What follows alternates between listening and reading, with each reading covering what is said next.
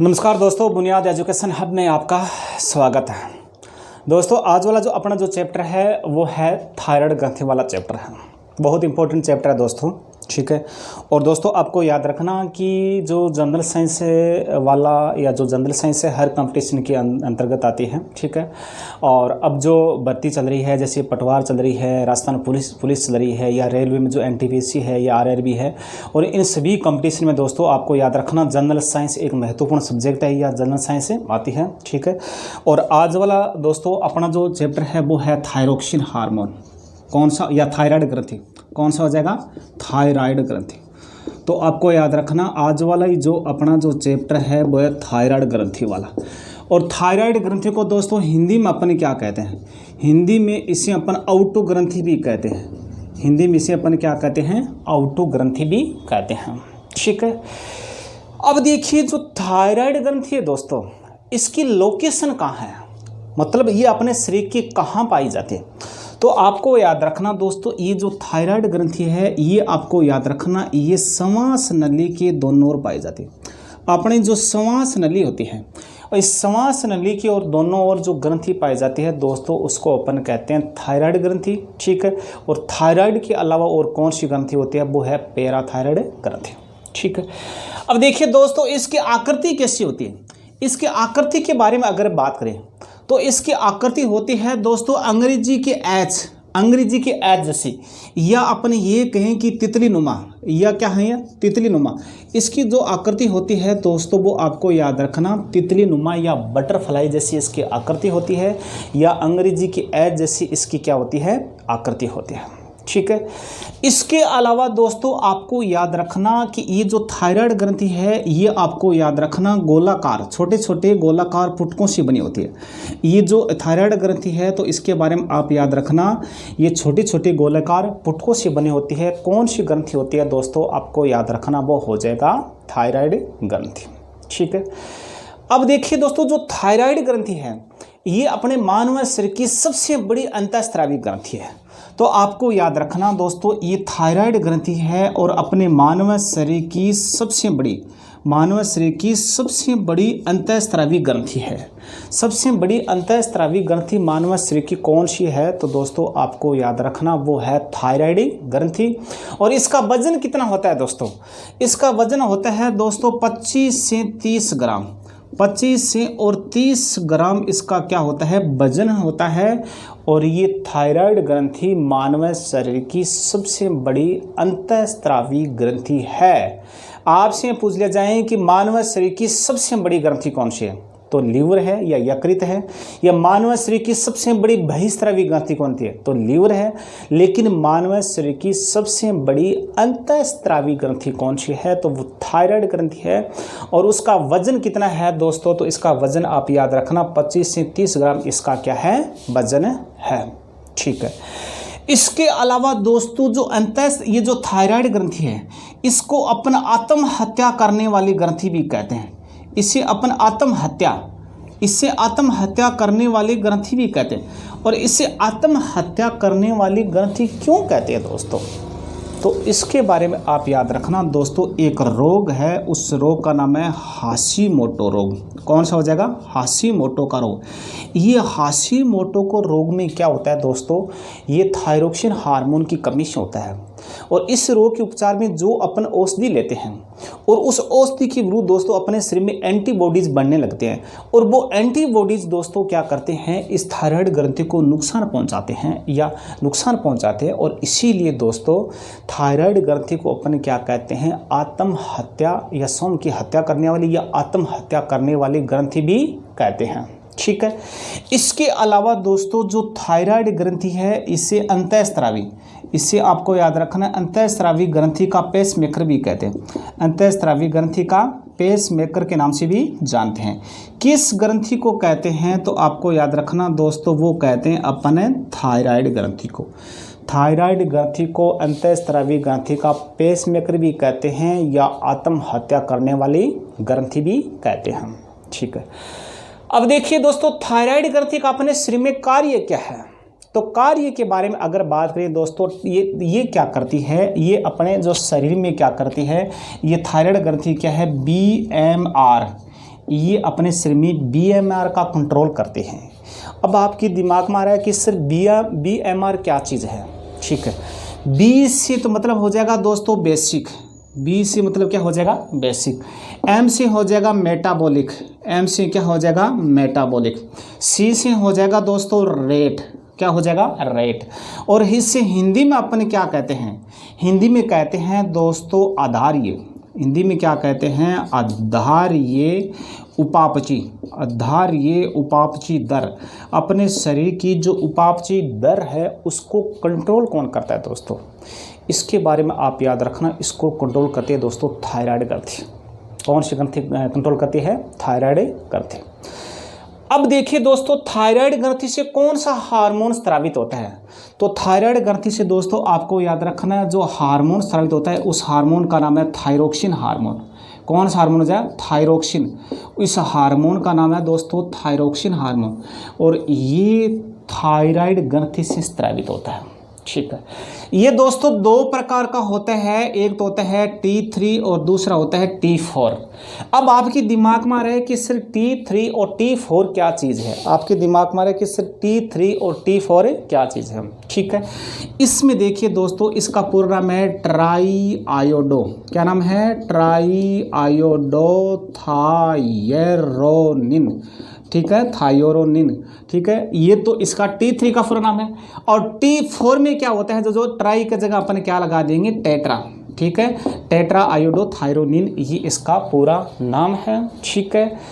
अब दोस्तों जो थायरोक्सिन हार्मोन है इसके निर्माण में एक उपधातु या धातु का, उपधातु का या अधातु का योगदान है, ठीक है।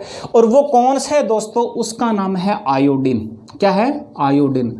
तो आपसे पूछ लिया जाए कि आयोडीन के निर्माण में या थायरोक्सिन हार्मोन के निर्माण में किस उपधातु का आवश्यकता है, तो आपको याद रखना दोस्तों वो हो जाएगी आयोडीन। कौन सी हो जाएगी, आयोडीन, ठीक है। या फिर आपसे पूछ ले जाए कि आयोडीन किस हार्मोन के निर्माण में सहायक होती है, तो दोस्तों आपको याद रखना दोस्तों आयोडीन है या थायरोक्सिन हार्मोन के निर्माण में क्या होता है, सहायक होता है। बहुत इंपॉर्टेंट है दोस्तों ये क्वेश्चन, ठीक है।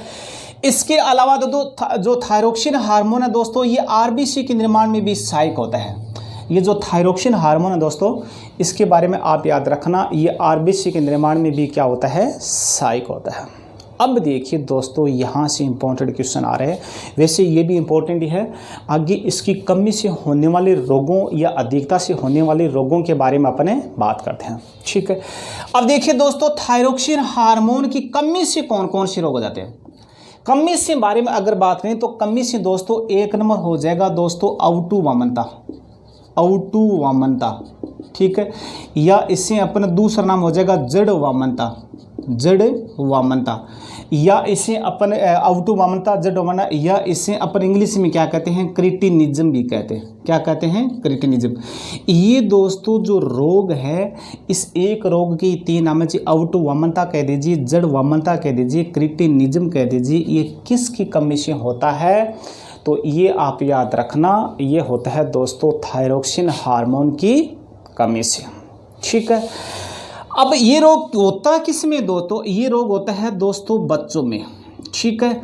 और नाम आ रहा है वामनता, वामनता मतलब बोनापन। इसमें क्या होता है दोस्तों, बच्चों में बोनापन का लक्षण पैदा हो जाते हैं, बच्चे बोने रह जाते हैं, ठीक है। और इसीलिए इस रोग को अपन क्या कहते हैं, आउटू वामनता कहते हैं। और इसमें क्या होता है दोस्तों, बच्चों का शारीरिक और मानसिक विकास रुक जाता है। और ये किस हार्मोन की कमी से वजह से होता है, थायरोक्सिन हार्मोन की वजह से। और किस ग्रंथि में गड़बड़ी के कारण होता है, तो थायराइड ग्रंथि की गड़बड़ी, थायराइड ग्रंथि में गड़बड़ी के कारण होता है, ठीक है।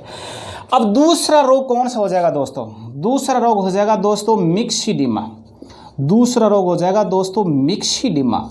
और ये मिक्सिडिमा दोस्तों रोग होता है वयस्कों में।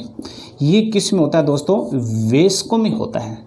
इसमें क्या होता है दोस्तों, जो अपनी उपापचय दर है, उपचार दर की कमी हो जाती है, हृदय की धड़कन कम धड़कने लगती है, ठीक है, या रक्तदाब कम हो जाता है।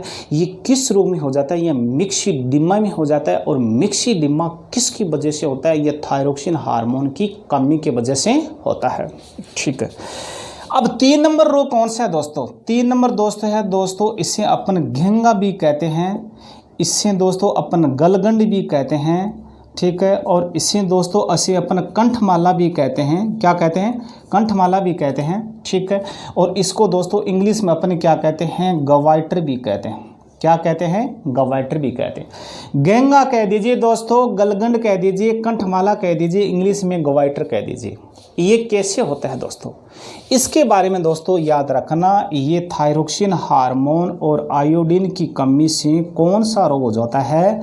तो आपको याद रखना दोस्तों, ये रोग हो जाता है घेंगा या गलगंड या कंठमाला या गवाइटर। एक ही रोग के 4 नाम हैं दोस्तों, आपको याद रखना। ये किसकी कमी से होता है? तो थायरोक्सिन हार्मोन या आयोडीन की कमी से होता है। इसके अलावा दोस्तों एक क्वेश्चन बार बार हर कंपटीशन के अंतर्गत आता है कि पहाड़ी क्षेत्र के लोग ज़्यादातर किस रोग से ग्रसित हो जाते हैं? तो वो घेंगा या गलगंड से ग्रसित हो जाते हैं, ठीक है। ये भी इम्पोर्टेंट है।